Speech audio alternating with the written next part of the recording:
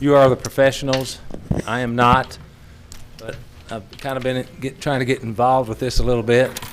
Kind of got, Judge and I talked about it after Sheriff Kane made such an excellent plea when we had Senator McConnell here this summer about the meth issue in western Kentucky. And actually, I found out yesterday I'm on Daniel Cameron's transition team, and we ain't the only one that's got meth problems too, so it's statewide. And we had a meeting yesterday, and I wished all of y'all could have been there. Y'all already know all these things. I don't know them. So the judge and I got together, and we said, you know, maybe there's something we could do, and we just kept talking about it and going back and forth to try and figure out, and we decided that we would try and put this thing on, because I get these press releases from, as I'm sure most of you do, from Senator McConnell's office when it comes from drug grants that are passed out, and most of it was for opioid. And I talked to Brett Guthrie, and he said most of the legislation that's in the House is for opioid and not methamphetamine. So we're kind of working that angle too a little bit.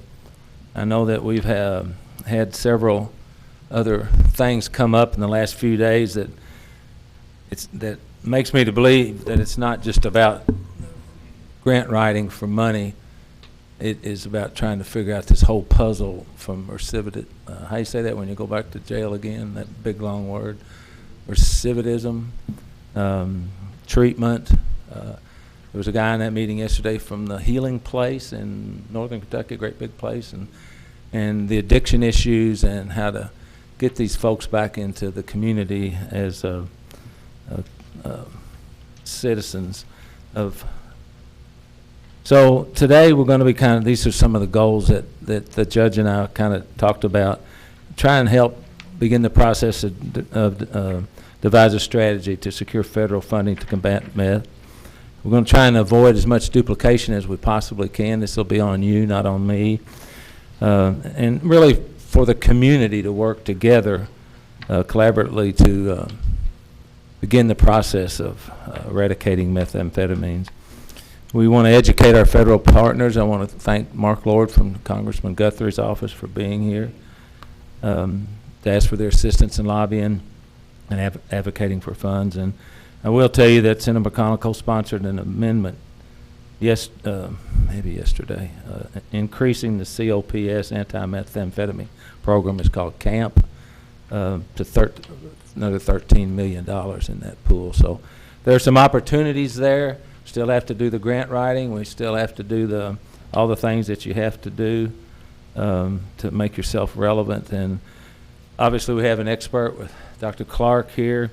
So we're going to try and hold this thing to an hour, because some of y'all are probably a lot busier than you should be, but you have to be. So at this time I will call this meeting of the Owensboro Board of Commissioners special call joint work session with Daviess County Fiscal Court, November 12th at City Hall. We have our city clerk here, Beth Cecil. Would you please call the roll? Commissioner Jeff Sanford. Here. Commissioner Larry Condor. Here.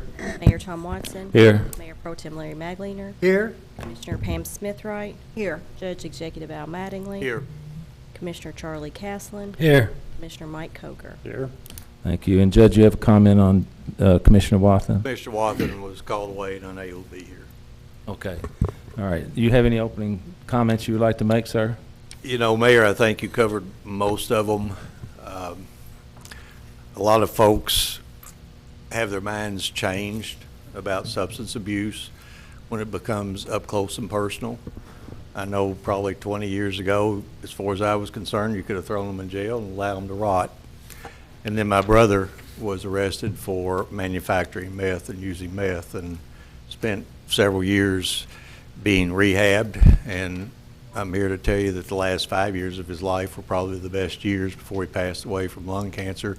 He stayed at a rehab place in Louisville, and he helped those folks who came in with the same addictions as he had. And that's why I think so many of the folks that we have in the Owensboro community who are helping recovering addicts are doing such a great job because they've been there and they know what it's about. So until you've been touched, till your family's been touched, you really don't have any kind of an idea. And Mayor, you're right, it's not just about the money. The money is necessary, but it's about restoring faith and hope in our community to those people who have been touched in their family, in their own personal life. So I'm happy to see everyone here today. And I'd be remiss if I didn't thank Joanna Shake and Skylar for putting all this propaganda together for you, because they certainly are on the front lines of trying to figure out the best way to go about this. So thank you very much to GRAD and to your help and all those that contribute information to this pamphlet. At this time, we'll ask Dr. Clark to please come to the podium, state your name and address for the record, and we will begin this discussion by the experts. My name is Dr. Ronson Lynn Clark. The address is 1100 Walnut Street, Owensboro. Sergeant Michael Nichols, 222 East 9th Street, Owensboro, Kentucky. On behalf of Sergeant Nichols and myself, I'd like to thank you, Mayor and Judge Executive, for inviting us here today. This is an unprecedented event, at least in my lifetime, my career of being here in Owensboro, and it's an awesome opportunity and honor to speak to you today. We want to talk about the methamphetamine epidemic as we see it in Owensboro, and it is indeed very bad. We're going to take part of our time to go over some statistics, some facts and figures of what we do see in Owensboro, particularly what Sergeant Nichols is seeing on the streets. And then we've got some ideas that we would like to propose. We certainly don't have all the answers. We have a few things we think would be great when it's time to do the applications for the grants. And again, we do thank Joanna for all your support in helping us put this together. I told Sheriff Kane that his quote was my first slide, and it's entirely true. Why don't we have an opioid problem in this community? We don't, because we have a meth problem. I have had countless number of clients tell me, I'm not going to use opiates. You die from opiates. You don't die from using meth, at least that's what they think. Sheriff Kane and I, we talked before this started, and we've been at this battlefront for many years now.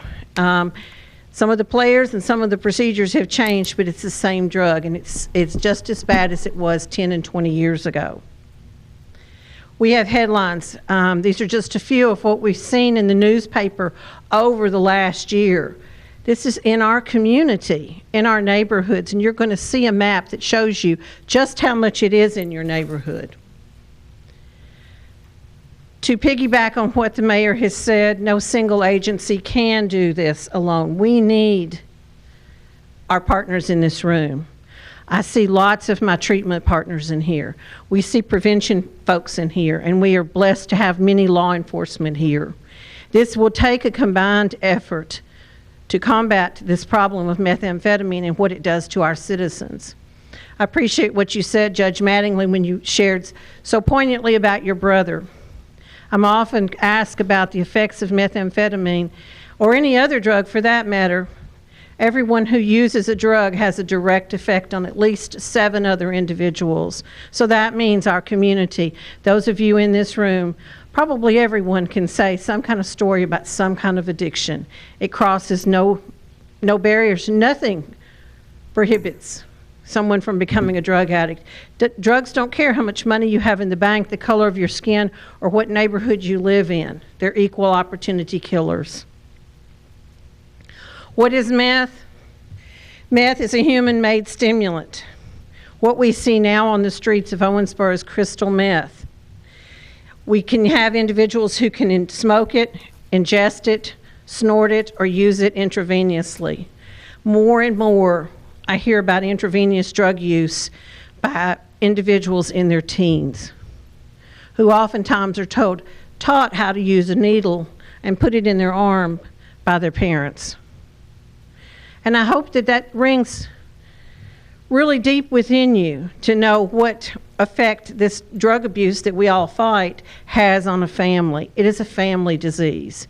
Drug addicts take hostages with them when they look at what they do to their families. Pretty simply, and I like to talk about brain chemistry, but I'm not going to talk about it today because that could go on for hours and hours. Addiction starts in the very primitive part of your brain. If you were to reach your tongue back at the very top of the roof of your mouth, just on the other side of that bony structure is where addiction lies. That was part of your brain was developed before any other part was. It is responsible for keeping you alive, eat, defend, drink water, and reproduce. And drugs, when they enter your system, hijack that part of your brain. We've had meth around for many, many years. It started in China. Most recently here in our United States, methamphetamine was used in World War II to help pilots and soldiers keep at the battlefield, to not have as much fatigue, to not tire so easily, to fly long missions, and to become more aggressive in their fighting. In the 60s, it was used for treatment of asthma, narcolepsy, and as a diet aid. By the 90s, meth had become a motorcycle gang drug.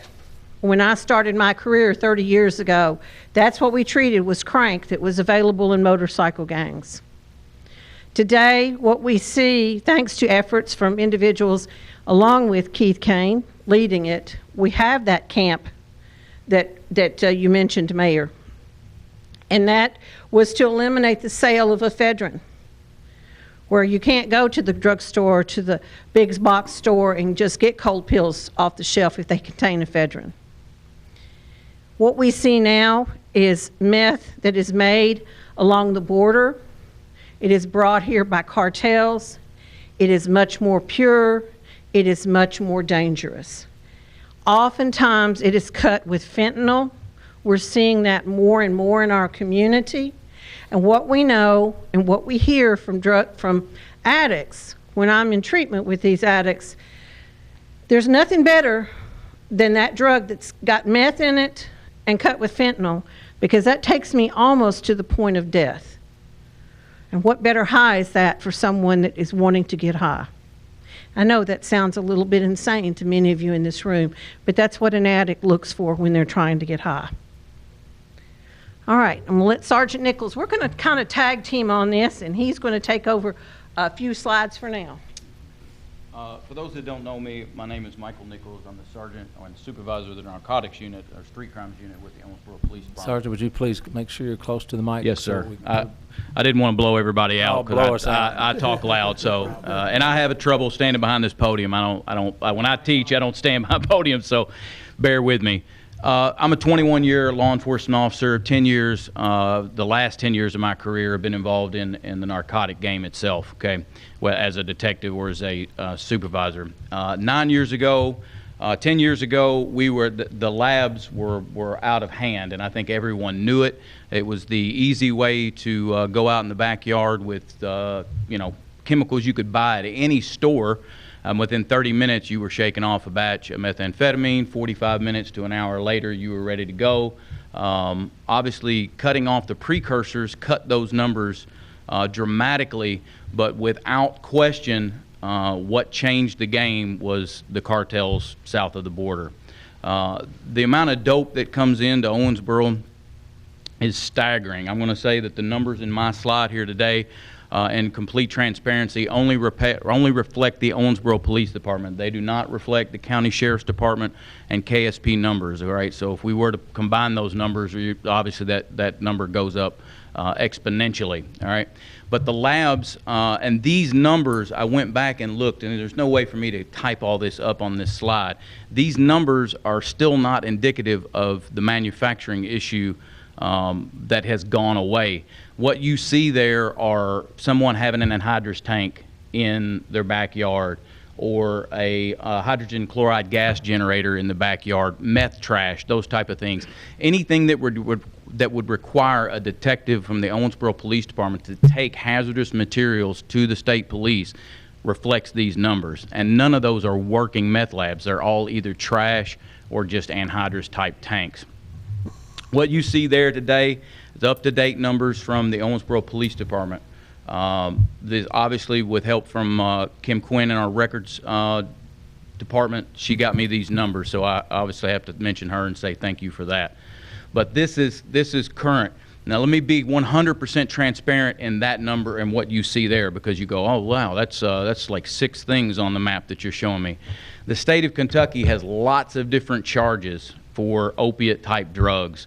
So it's hard to go in and say, I want to look for fentanyl only or Lortab only. So I tried to use the biggest that would reach across all avenues that I thought I could reach, and hydrocodone would be that, all right?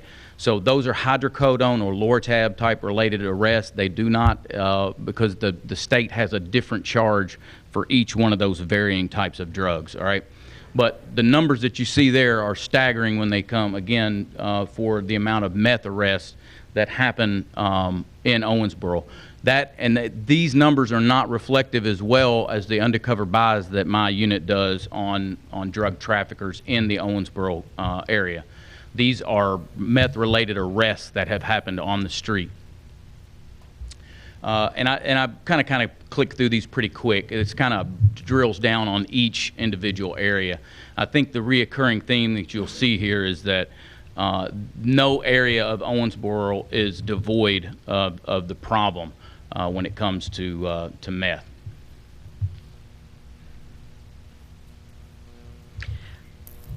I will also say that my career in substance abuse has been about 30 years. My current position, and one I've held for the past 16 years, is Senior Director of Substance Abuse at River Valley Behavioral Health. And I oversee the substance abuse and prevention programs for our 7 counties in this western part of Kentucky. What you have before you are some numbers that we call this KTOS, and that stands for Kentucky Treatment Outcome Survey.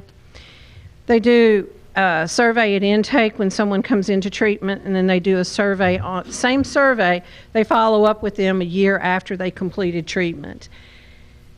Staggeringly enough, in the last year, so this would be what happened in 2017, and it's only going up since then, is that our meth use coming into treatment was at 68%. The previous report before this, the meth use was at 55%. That's a huge jump. If you look at the other numbers, marijuana is at 65%, alcohol 51%, opiates, not including heroin, are at 38%, and heroin, people using heroin entering treatment, is at 9%. So you can just see how much our meth has grown in this community.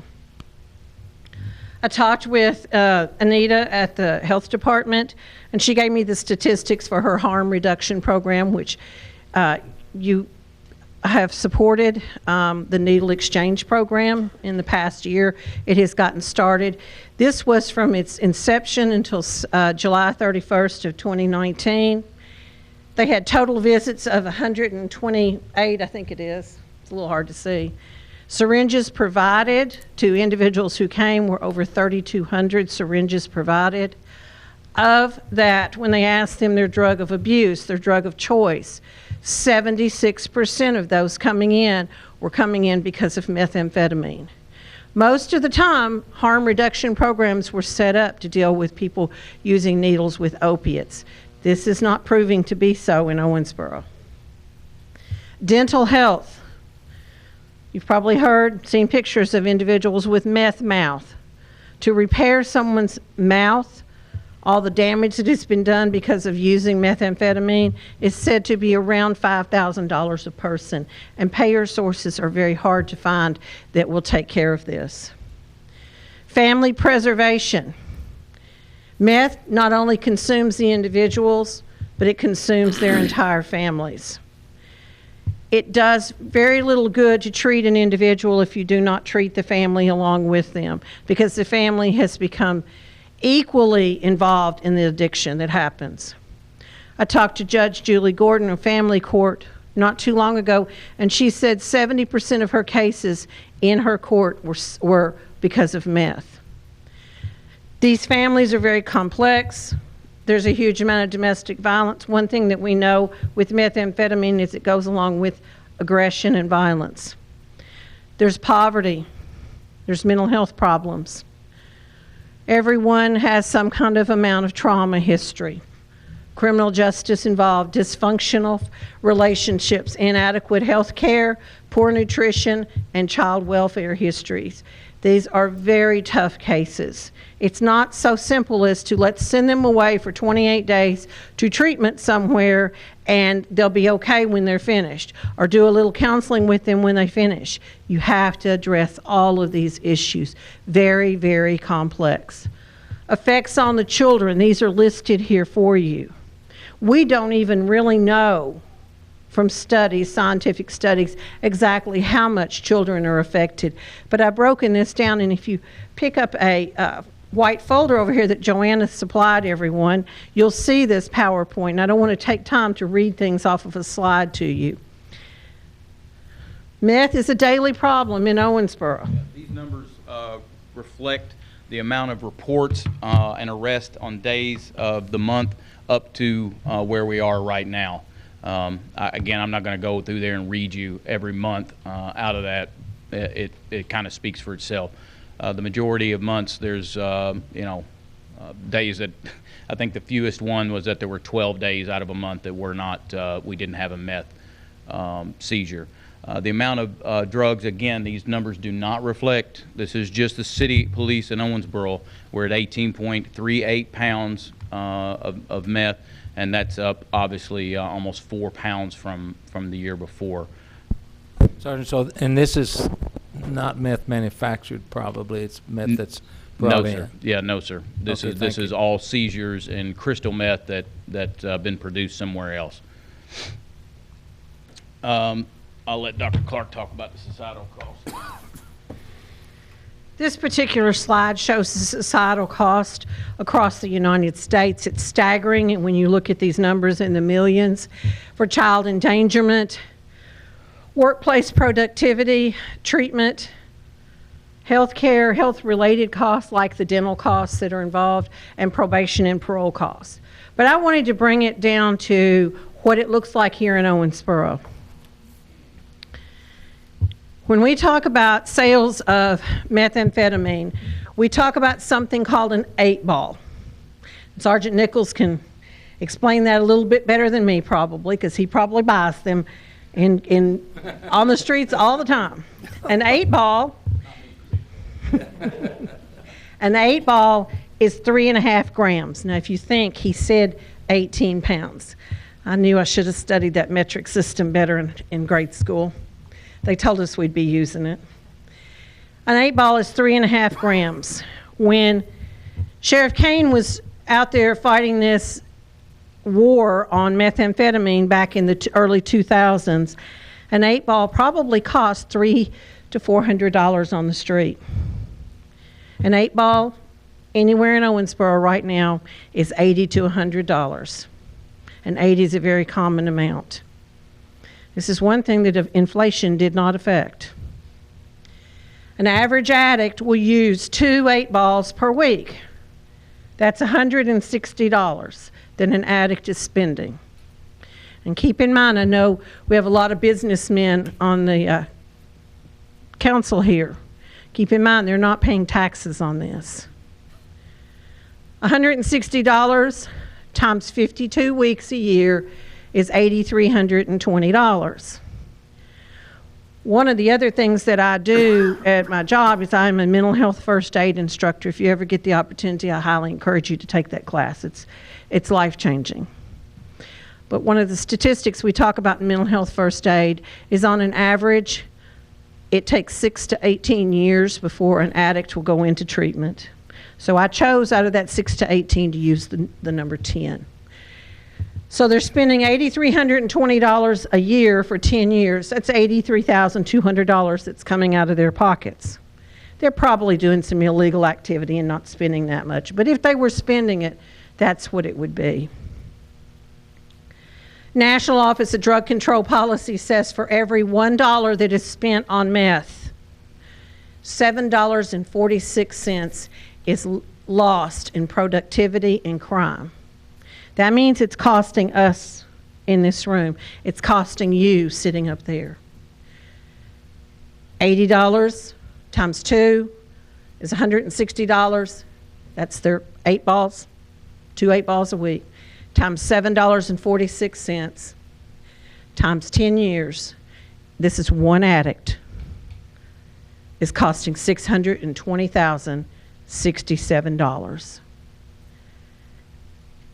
I hope that really sends a message as to what just the financial cost of methamphetamine use is, not counting those other costs and the effects of to families and to loved ones. This is what it's impacting your pocket. Deaths by methamphetamine continue to rise. From 2013 to 2016, meth deaths more than tripled. And that was the latest statistics that I could find. If we had our coroner in here, he could probably tell you many, many deaths that he investigates are polysubstance use, and in that polysubstance use is probably some methamphetamine. The numbers you see there are reflective from the Kentucky Narcotics Officers Conference, and the KSP Central Lab gave us a presentation on the lab submittals across the state, and this kind of rang true as I sat in the audience and heard her say that Jefferson, Fayette, and Daviess County were, Daviess being the number 3 in the state for lab submissions. So we are not devoid from big city problems that Louisville and Lexington has. She also mentioned too, just to reaffirm what Dr. Clark has already mentioned, is that the number of cases that they see mixed with fentanyl are on the rise exponentially. She said they're up over 40%. Opioid and heroin seizures, these are to date, as you can see, 35 grams of heroin, and that seems like a lot, but that's in different varying forms, whether it be fentanyl, heroin, that's all kind of lumped in together. And then we've seized 317 pills. The average user right now is not, Dr. Clark's mentioned earlier, is that the average person that I'm interviewing and talking to on the street, they're absolutely right about that. They don't want to use opiates because they're scared. And then the only time that we see a spike in heroin or opiate use is when someone has moved from a source city where heroin or opiates are the drug of choice. So more times than not, when we make a heroin arrest, it's for someone from Georgia, North Carolina. Those are the last 2 that come to mind. Or they're coming from the Cincinnati, Louisville type area that they've moved back from those locations.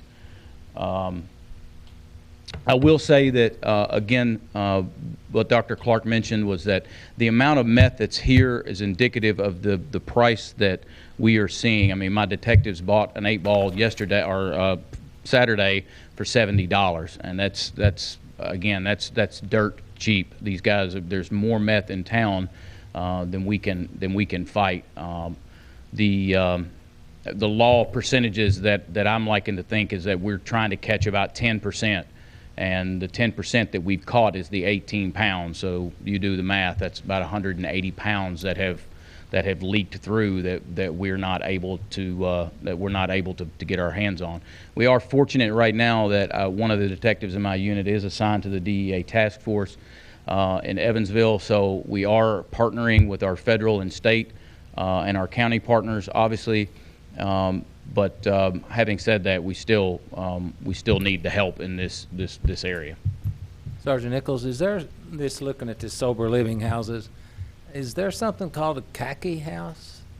Yes, sir. Is that not sober living? Yeah, the khaki houses are, my understanding, the khaki houses are for Developmental. Yeah, developmental. Developmental disability? Yes, sir. Instead of, okay, thank you. Yes, sir. I've been in programs, trainings, meetings in Frankfort, Louisville, Lexington, and they always point to Owensboro as being very fortunate when it comes to ability to provide treatment resources for someone with an addiction problem. And I think they're right. We are very fortunate. Several of us in this room have worked years to achieve this. And this is just a sampling to my knowledge. There could be others that I've missed, and if I have, I apologize to anybody. But there could be others to this. We have licensed treatment, and this means it is licensed by the state of Kentucky. They provide evidence-based best practices. They have extremely strict laws they have to adhere to. They're inspected. It's at the highest level that you can go in treatment. We have several sober living houses. These are generally where an individual will go once they complete a treatment program. We have several for men, not as many for women. We have a great recovery community. There's over 50 different 12-step meetings and Celebrate Recovery meetings and Al-Anon meetings in our community. We have faith-based approach to recovery with Friends of Sinners, and we have a large program here in town, Owensboro Regional Recovery, which is a peer-led program. I want to begin the discussion just a little bit about what's missing. And what I see that's missing here is a social detox program. And most of my treatment friends here in the audience would probably agree we need somewhere to go for these individuals to go to detox. OPD and the sheriff's office are picking up individuals almost every day under the influence of methamphetamine with a phenomenon we call meth psychosis. We can't evaluate them. They may say they're suicidal, but we can't evaluate them because they're under the influence. We can't tell if there's really truly a mental health disorder. What I'd like to see, and this is a program that is at the Healing Place, I've talked to them, they've invited us to come there, is a social detox. And it is run by peer recovery specialists. These are individuals who have lived experience. They have come through their addiction and now they go on to help others. And what they do in the social detox program there is someone comes in with methamphetamine, they just want to go in and they want to sleep. They just get them settled down. They said it's low lighting, low, soft music, get them settled down, get them to bed, get them to sleep 8, 10, 12 hours. And when they get up, you offer them something to eat and you just encourage them to stay for the next hour or stay till this afternoon, or why don't you stay till tomorrow, and you provide a little bit of education by the peer support specialist. You provide a little bit of encouragement. And their statistics are showing that about 50% of those people will go on directly into treatment from the social detox. And this is one thing I'd like for us to consider in this community. Hey, how's that financed and how do you go about it? I was with the Healing Place guy yesterday and he was telling me about some remarkable things. The particular program in Louisville, their social detox, there is a state, I don't remember if it was representative or senator, but a state official who has since passed. And when he was there, he had it put into his line item discretionary budget for $400,000. And then they do some fundraising and they have some philanthropy that helps support it. That's a much larger facility than I think we would need here in Owensboro. I don't know what the cost would be. We haven't run the figures for that, but I think it's something that's needed. You don't need medical detox from the hospital when you're coming off of methamphetamine. If you do, it would be because of the fentanyl involved, and the hospital is gracious to work with us when we have someone that actually needs to have medical detox. But to give you a cost of what it would be, for Owensboro, I don't have that. But I would hope that that would be one of the things that our grant, as we're searching grants, that we could do.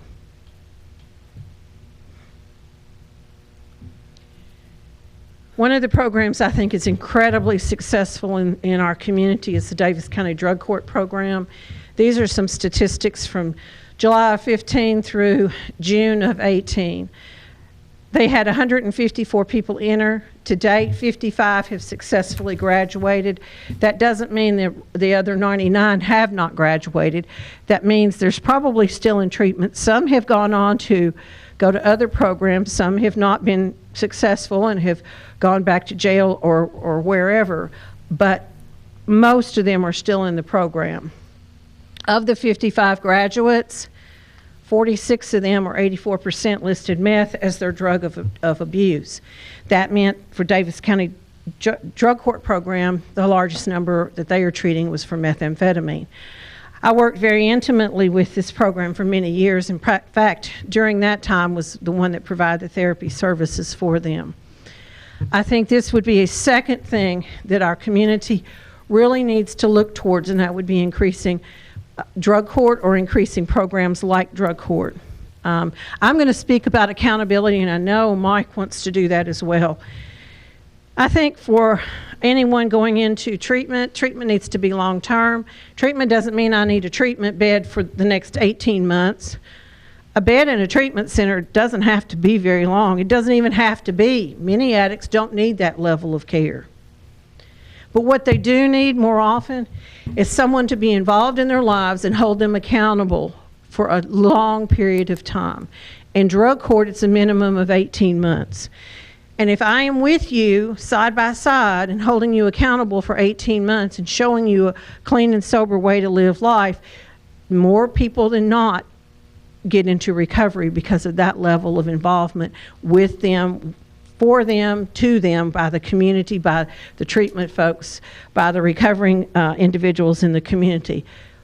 As we look at grants, I want to look at programs that are long-term, that have proven track records like drug court, and will hold somebody accountable.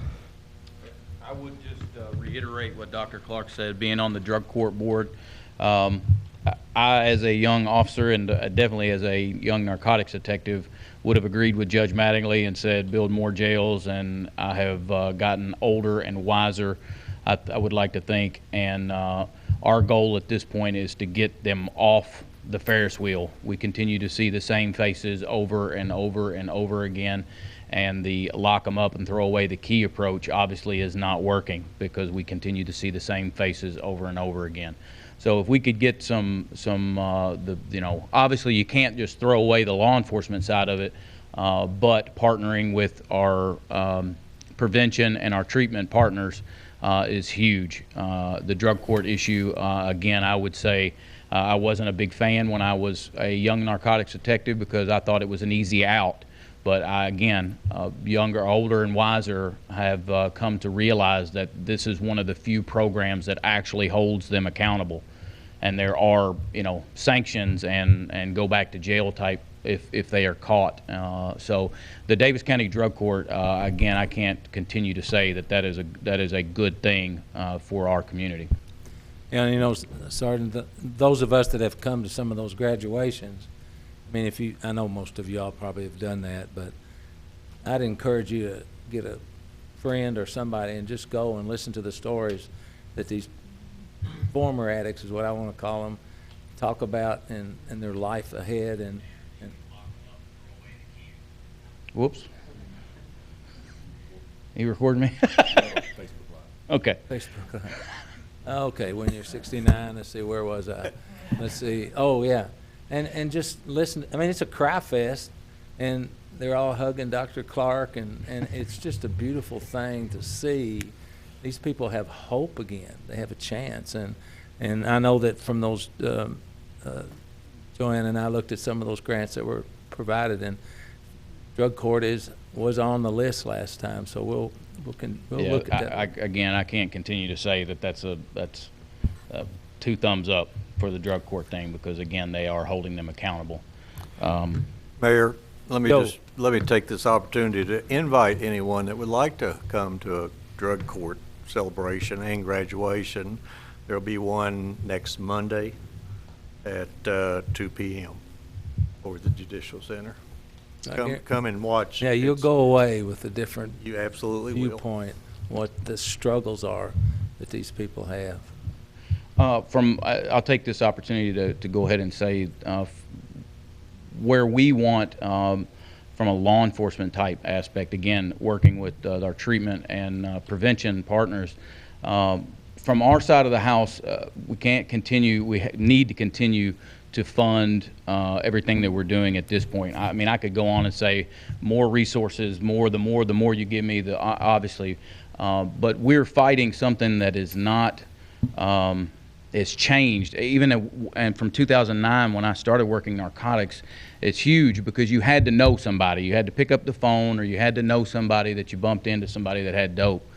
these guys now are using social media to elicit from guys across the country. I mean, they're talking on Snapchat and Facebook Messenger, Facebook Live, all these types of things that they're talking to these guys from California and then turning right around and using the Postal Service, the US UPS and FedEx to ship this stuff in by the packages.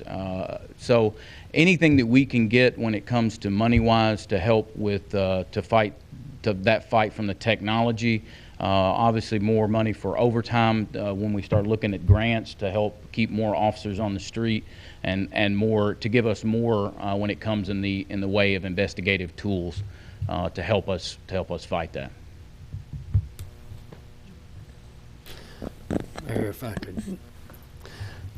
One Yes, thing. Charlie. One thing that I'm just really curious about. I know I was a city commissioner for a while, and I know I think it was John Koslowskis was chief at the time, and he comes in talking about meth, and I'm like, man, we never heard of meth, 3 years ago, and now everybody's making these. This is back when everybody made their own. I'm curious though, as I listen to you, what would you all? How many people? I know in the homeless, when we talk in the homeless realm and we talk about numbers, and I've added this up, it's 490 are on here. And I'm curious, how many repeats? You said there's a lot, cycle through. And how many people would you say in a community of 100,000 are using meth at some level? I'm just real curious. I mean, we hear these statistics all the time, 1 out of 5, depending on what you're talking about. I'm just curious. Statistics will tell you, and I quote this from Mental Health First Aid, it's somewhere around 5% of a population is going to be using methamphetamines. Okay.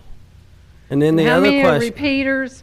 I have no idea how many would be repeating, but I go back to a statement I said earlier that it takes on an average 7 times for someone in treatment to finally get it. Right.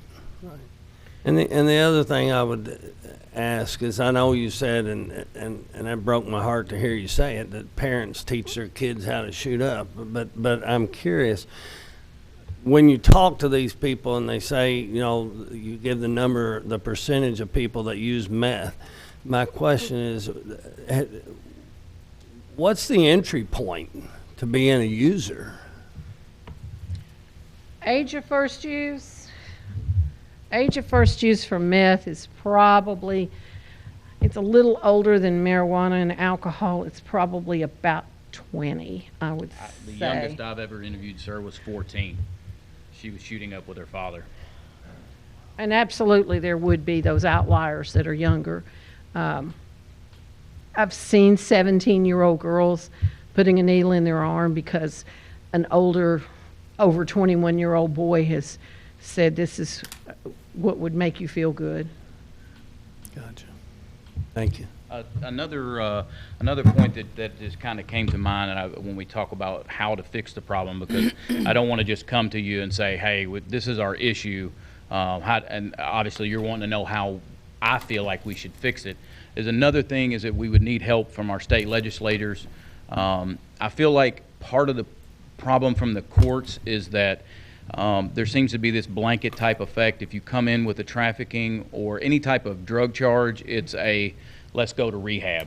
Now, I'm not going to say that rehab was not going to help, but if you're a true trafficker and you don't have an addiction issue, well, you're just throwing a big fish back into the pond with people that are truly trying to get sober and trying to change the way they live their lives, and now you have a shark in the pond, so to speak. He's feeding off them, and Dr. Clark is saying it's taken 6 to 7 times to get through rehab. Well, if this is my first trip in the rehab, I mean, he's going to prey on me. So maybe revamping the way when we get somebody that's a repeat trafficker and we know that there may, I don't know. That's why I'm asking for help from our state legislators to maybe toughen up the penalties for someone that is a true trafficker as opposed to someone that just has a substance abuse problem. It's funny you should say that. That was brought up yesterday in that meeting with Attorney General-elect Cameron by a law enforcement person,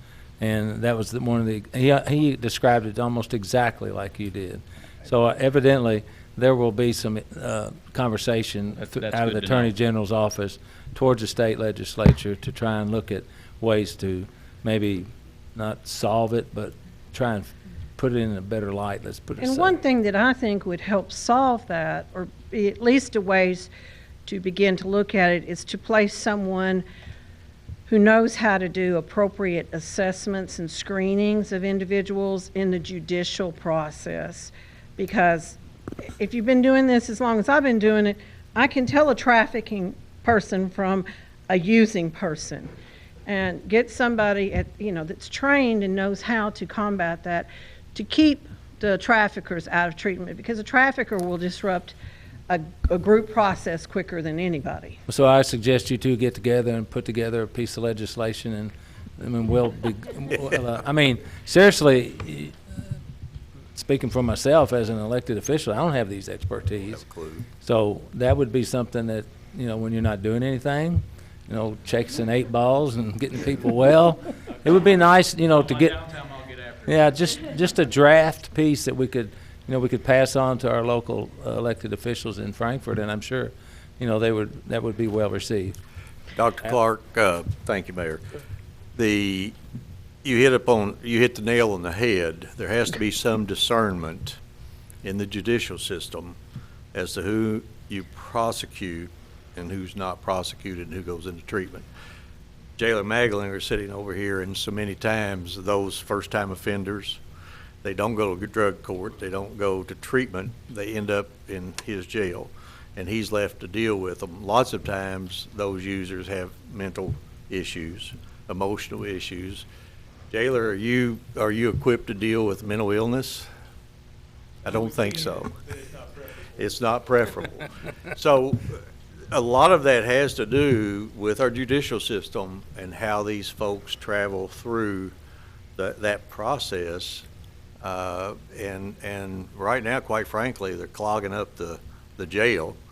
Everybody thinks just build more jails, open private prisons. That's not helping at all. It's the money that's going to be spent there could be much better spent in providing treatment or some process that interrupts this cycle that these folks are in. I know that the city and the county have put money into a juvenile drug court, and the juvenile drug court is being I think it's doing a good job. I wish we had more money. Well, I do know that in some of the grant information that Joanna provided, there are and will be some upcoming opportunities for expansion of drug court programming. And so, I think we as a community need to take advantage of that. I do have listed a few things that are effective treatments. Cognitive behavioral therapy, that's matching your thinking and your feelings together, is the most effective. We have a program called Matrix Model, which is an evidence-based best practices program specifically for the treatment of methamphetamine users. People are always wanting to take a pill to fix things, getting any kind of medication. Like there's medication to help with opiate use disorders. Medication for methamphetamine is a long way away, and I don't expect to see it probably at least in another 10 years. Areas of concern, where do we go from here? We've kind of touched on some of these, and these were when we look at grant funding, that I feel like, and it's not my show, it's all of our show. But these are things that I think we should take a look at. Integration of physical health, mental health treatment, dental health, and the premature death. And a meth user will die an average of 20 years sooner than someone who is not a user. Detox. Safe off the streets, meth psychosis, and I address that with the social detox programming. That is top of my list of things that I would like to see. Children's safety, trauma in the home, and generational use. This is something I'd like we haven't mentioned prevention a lot, but this is something I think we need to consider under the realm of prevention. These kids go home to horrific living situations at the end of the school day. And I think we've got to do some things to help these kids to break the generational cycle. I had in treatment a lady that was about 40 who was a meth user. I got her daughter, who was in her late 20s, who was a meth user. And I got the granddaughter, who was in her late teens as a meth user. And the one in her teens was pregnant. That's unacceptable. We have to stop the cycle. Law enforcement, courts, criminal justice, we need to take a look at the danger that it presents to first responders. Again, these are very aggressive individuals when they're under the influence, and if you mix it with other substances, and especially fentanyl, or if they're lacing it with carfentanil, that's a great danger to our first responders. Workforce, impaired workers. When I think about just the type of things that happens to a person, the short-term effects that happens to a person, and I consider driving down Frederica or going down 54, and I know that there's somebody on that road who is impaired under the influence of methamphetamine, it gets really scary. We've all seen drug deals happen. If you've, and I got this from Sergeant Nichols. He said, if you've been to a gas station in this town, if you've been to Walmart in this town, you've seen a drug deal happen. It's all around us. And they're usually, well, I can't say for sure, but a lot of times there's a weapon involved. Guns and drugs go together. So we've got to take care of our first responders. Workforce, impaired workers, failure to report to work. At the same time, I think we need to look at places of business who are willing to hire recovering individuals. If you attended the reentry council or the reentry meeting a couple of weeks ago, they talked about the importance of employers hiring people who are convicted felons. We give out a list of those. And these are usually entry-level restaurant jobs that it would be very hard to support any kind of family, let alone yourself. And it's real easy to go out and flip some dope one night and make $1,000. Why am I going to go flip burgers for $8.50 an hour? And prevention efforts start at an early age.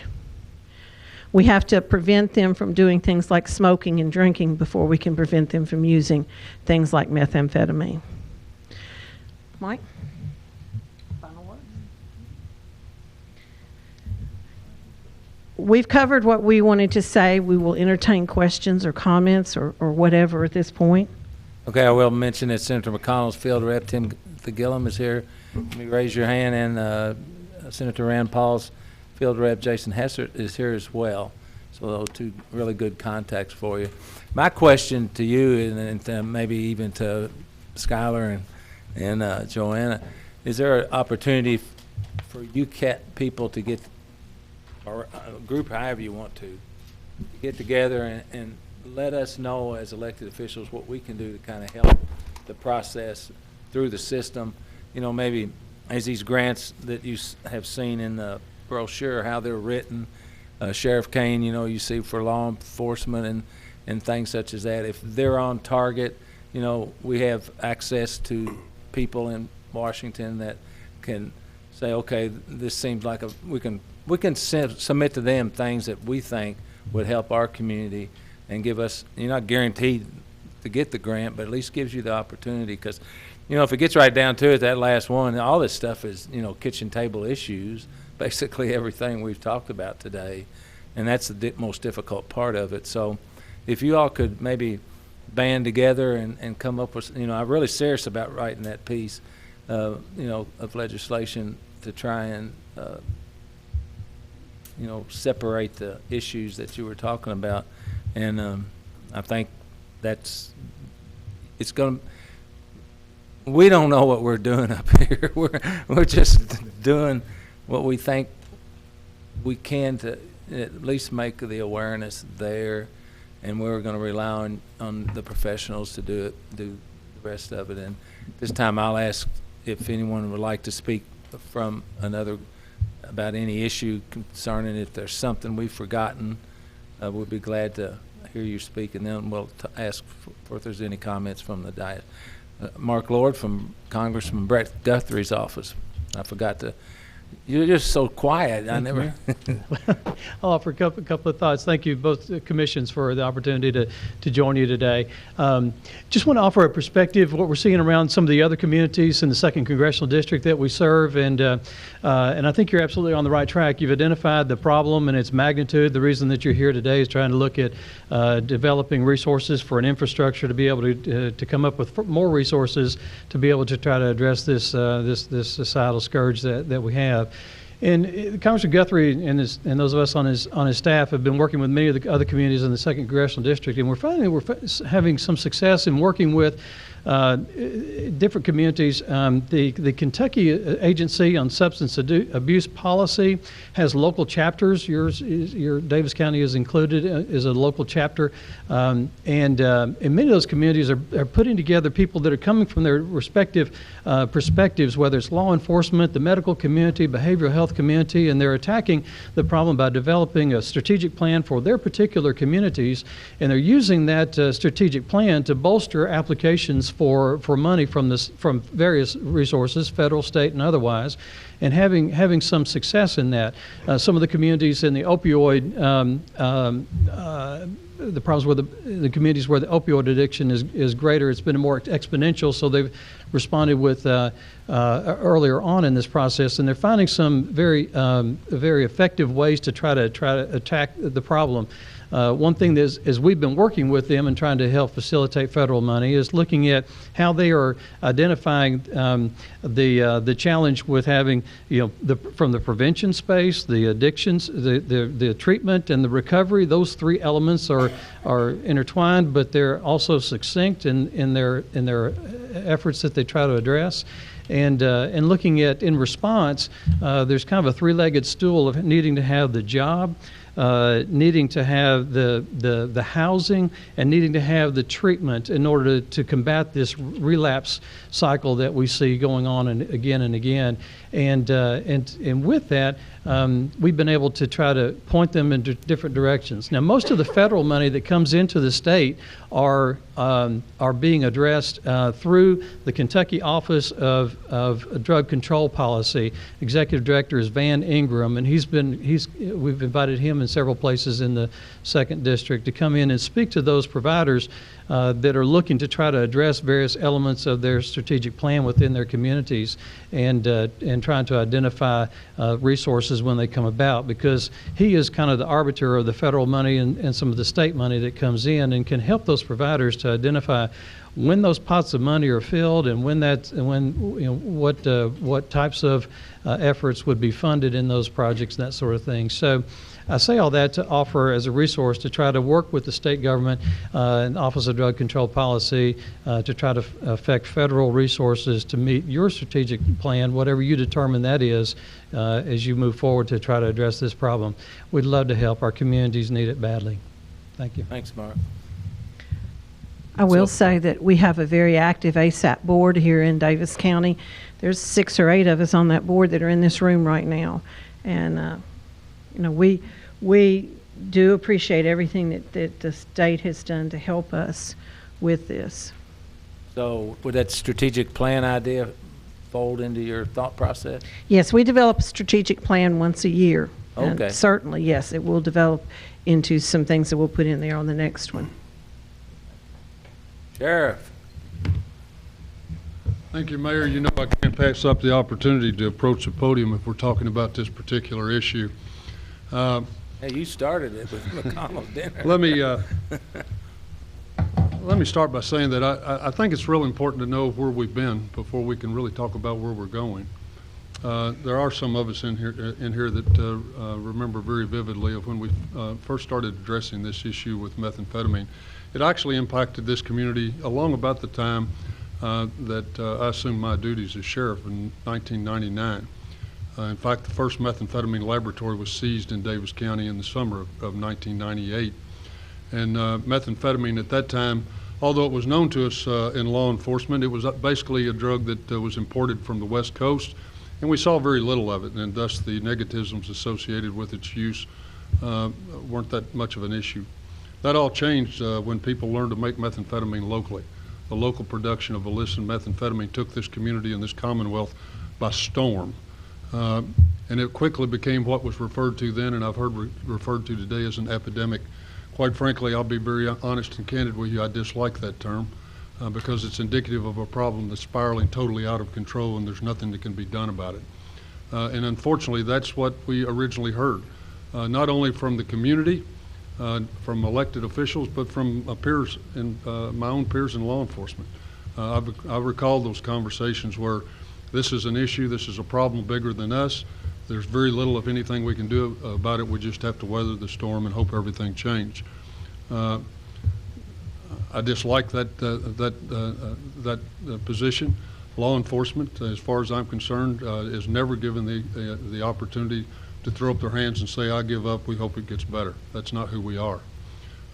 So there were a lot of things that were done, and there are people in this room that were very instrumental in doing that. Methamphetamine went from being a term that not only could people not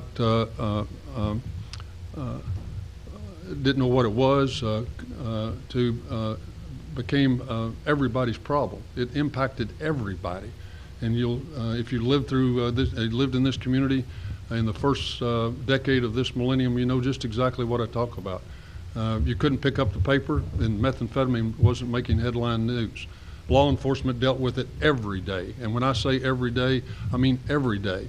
You saw the statistics that Sergeant Nichols put up, where there were 2 or 3 labs in the last few years. We were working, Major Thompson, you correct me if I'm wrong, somewhere between 10 and 15 a week, week after week after week. The only good thing that came out of that, if there was anything good that came out of it, is it became everybody's problem, not just law enforcement.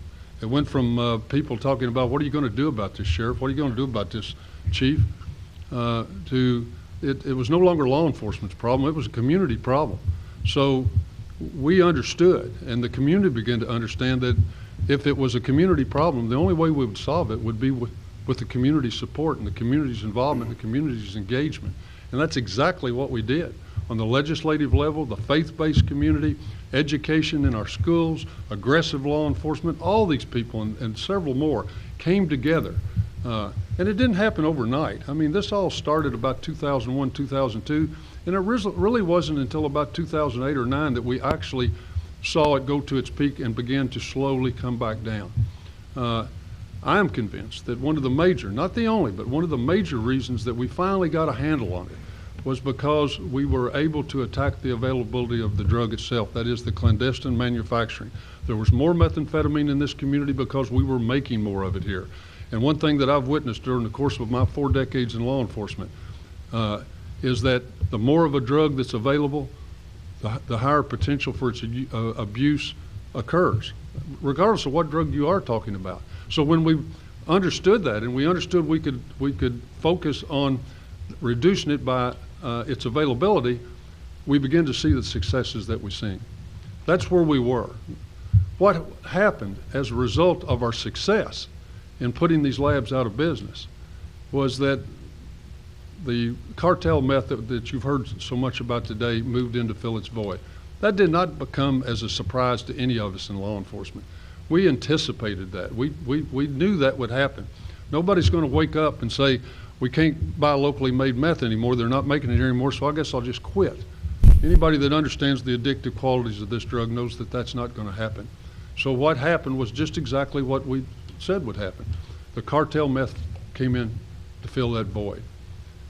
Is the drug more powerful? Absolutely. Is it available and cheaper? Absolutely. And you've heard all about that, and that is driving the problem that we have today.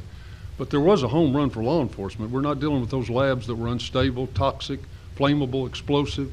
At least we solved that particular problem. So where are we today, and what do we do now? Because we're dealing with a completely different, although it's all methamphetamine, it is a different substance and there is a different focus.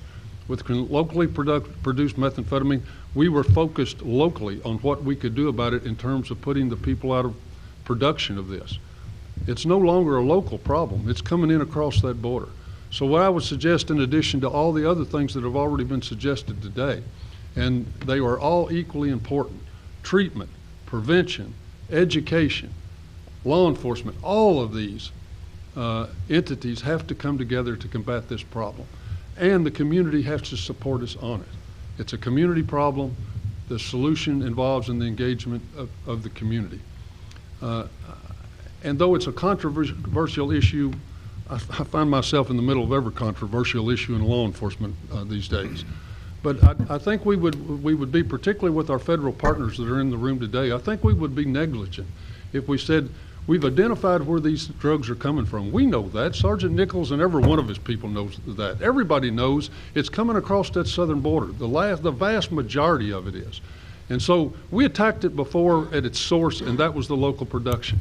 If the source now is coming across that border, and we know that it is, we would be absolutely remiss and negligent if we didn't support initiatives that further secure that border to stop these cartels from pushing this poison across that border into the heartlands of our communities. That's one thing that we certainly need to focus on. So thank you for allowing me to say my 2 cents worth. This has been a huge issue, a driving force of law enforcement in my career. It continues to be a problem, but I'll leave you, I'll quit with where I started. We can't, we never should, we never will give up. That is certainly not an option. And working together, I am convinced that we can solve this problem just like we solved the one a few years ago when we were told we couldn't do it. Thank you. Thank you, Sheriff. That was about $5.50 worth, actually, instead of 2 cents. Anyone else would like to speak from the audience? Anybody from the dais would like to share thoughts? Judge. Mayor, just want to take the opportunity to thank you for calling us all together and having this conversation. We've had many of these conversations throughout the community over the last 20 years that I've been involved in local governments. They seem to start out with a real fervor, and somewhere along the line, some of that fervor disappears, some of the fire goes out. I remember former Commissioner Roger Stacy talking about anybody that's ever had this happen to their family has a fire in the belly, and they know what this can do. I agree with Sheriff. We're not going to give up. We can't give up. We owe it to the future generations. But really, until we figure out how to create those safe, stable environments where people who have made a mistake can come back into society and be honored, be an honored member of that society, we're going to continue to have recidivism. Because Dr. Clark, I think you said, how in the world do you make $8? You make $8.15 an hour, or $9 an hour, or you make $1,000 a night?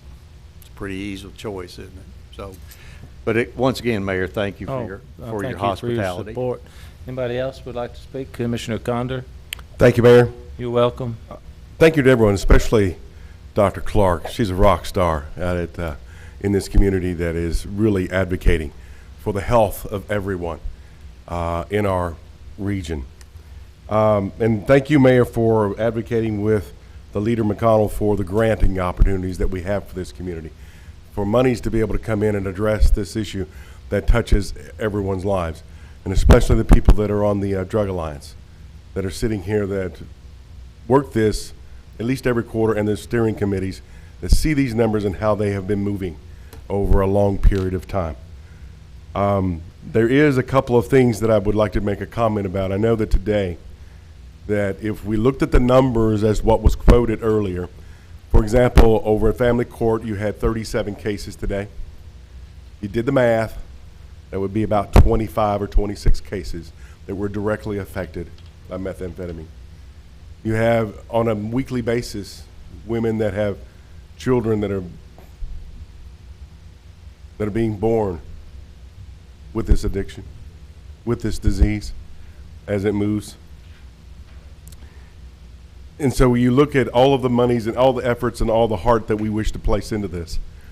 And you see how many people come from other communities that come to Owensboro to get treatment because we care, because we truly want to see their lives get better each and every day.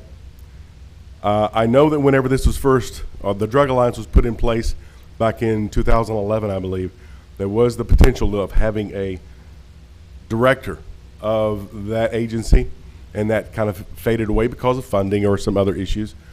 but it may not be bad for that to be resurrected if funding is available through city, county grants, or possibly even the hospital, that we as a community can really get behind who's in charge, where can someone go to with this facility to be able to look at what is everything and how it's all being moved.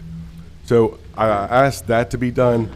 The last piece that I'd like to bring up, and this has been discussed in our alliance meetings, do not be surprised that in a very short period of time that we're about to see methamphetamine, going back to Commissioner Charlie Castle's comment, how's it starting with our children? That some way, somehow, it begins to come into the vaping issue. We've already seen it with THC and other drugs that are on the black market moving in silently but under the radar. If this happens to where there's a way that methamphetamine can be placed into vaping, look out, people.